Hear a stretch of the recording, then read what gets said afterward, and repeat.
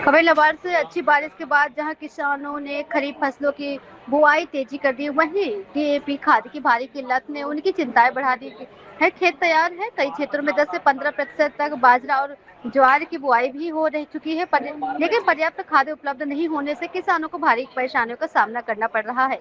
सहकारी समिति में स्टॉक नहीं पहुंचने से किसान सुबह से शाम तक चक्कर काट रहे हैं और निराश होकर लौटने को मजबूर हैं। किसानों को बताया गया कि लबाड़, खानवास, खानपुरा, बनिया सहित आसपास के गांवों में खरीफ सीजन अपने महत्वपूर्ण दौर पे है। इस समय डीएपी खाद की सबसे अधिक आवश्यकता होती है, क्योंकि इससे बीज अंकुरण और फसल की शुरुआती बढ़वार बेहतर होती है। किसानों का कहना है कि यदि समय रहते खाद उपलब्ध नहीं हुई तो इसका असर सीधा फसलों पर पड़ेगा।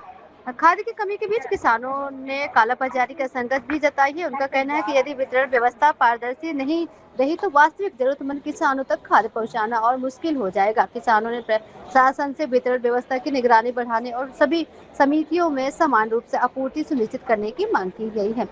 सीधा असर उत्पादन पर पड़ेगा, खाद नहीं समिति पर लटका ताला। सहकारी समिति के खाद का स्टॉक खत्म होने से गोदाम खाली है, समितियों पर ताला लटका रहता है, कर्मचारियों को भी खाद नहीं आने से परेशानी हो रही है।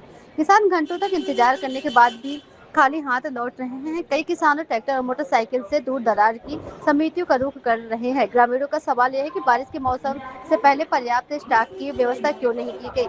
किसानों ने बताया कि कस्बे में अधिकारी एसी में बैठकर चले जाते। अधिकारियों ने ना दुकानों का निरीक्षण किया और ना ही समितियों के खाद की जानकारी ली। इसका खामियाजा ग्रामीणों को भुगतना पड़ रहा है। अधिकारियों के पास समितियों के खाद पर स्टॉक तक की कोई जानकारी नहीं है, ना ही कोई अभी तक कार्रवाई की गई है।